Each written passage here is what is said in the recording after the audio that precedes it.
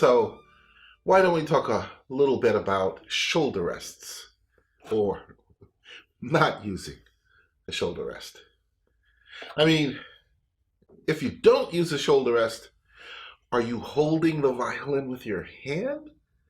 Doesn't this make it difficult to shift if you aren't holding the violin from the chin? I mean, isn't your hand then truly grounded?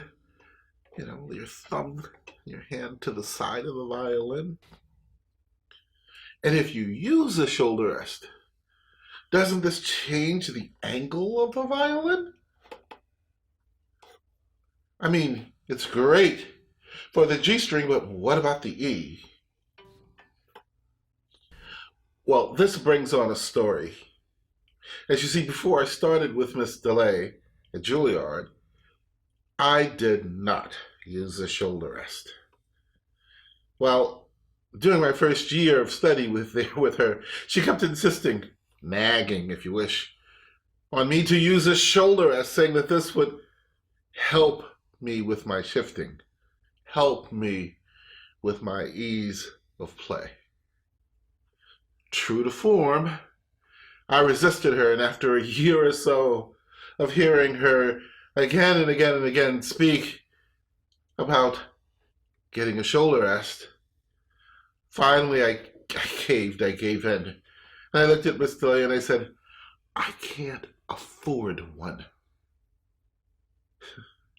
Miss DeLay then looked at me and took her shoulder rest off the violin and said, oh, I see. Here, then, take mine. Yes, she was giving me her shoulder rest, which of course I couldn't refuse, and so from then on, I used the shoulder rest. By the way, the one she gave me was a resonance. Looks like that. So should everyone use the shoulder rest? Well, personally, I think this is a decision which should be based on your anatomy. For example, do you have sloping shoulders or do you have flat shoulders? As you can see, the distance between my collarbone and my chin is very small. So having a shoulder rest isn't really a necessity for me. So I choose not to use one. But, you know, you must be asking me, why am I talking so much about the collarbone?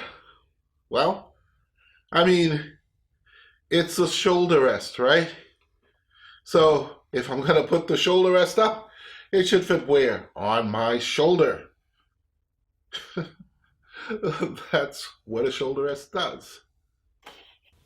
When I was in high school and attending the Sewanee Summer Music Program, which was in Sewanee, Tennessee, up in the mountains, my summer teacher told me the following. You place the violin between your collarbone and your chin, like this. He did not say to put it on my shoulder. And this is how I played until I met Miss DeLay, as I said when I was recounting my little story before. So do I ask my students to hold the violin this way? Well, as I've said, it really, really, really depends on my student's anatomy.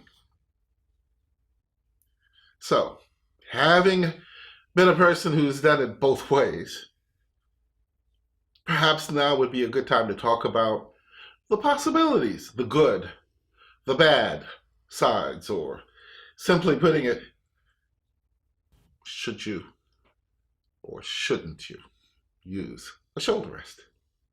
Well, first of all, if you have short to moderate length arms, holding it between the collarbone and the chin can have the advantage of making it easier to go to the tip of the bow. You see, I'm here, so going to the tip would be easier. than if I were here, because I have to push out. Well, on the other hand, if you have long arms, the opposite would be true, because it would be much easier to push out. As well, placing it on your shoulder means you wouldn't have to squinch in like this. But if you had short arms, this would not be an issue. Now, an advantage to placing it between your chin and your collarbone, well, another advantage is that you can see the placement of your bow quite easily. It's right there. Obviously, because I'm not turning my neck so much, it would reduce the amount of stress. So if you do use the shoulder rest, you should pay particular attention to the amount of stress that you put on your neck by turning it to see what goes on with your point of contact or your fingers. And you should find ways to reduce that stress. If not, simply eliminate it.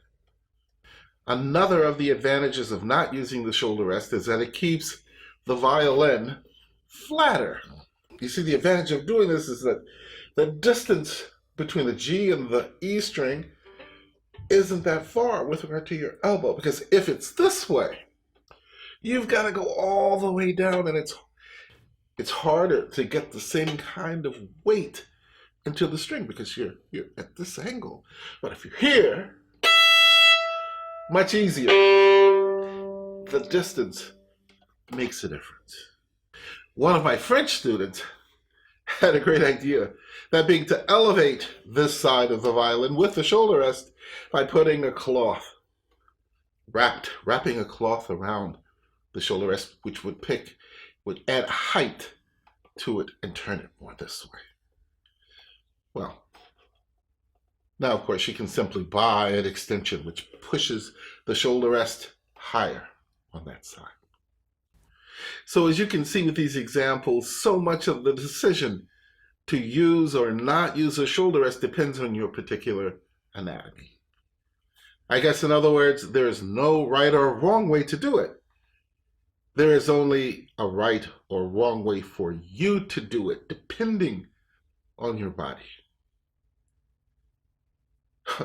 And as for the question I asked at the beginning, well, I'm sure there are 100 people who would agree that using a shoulder rest is better.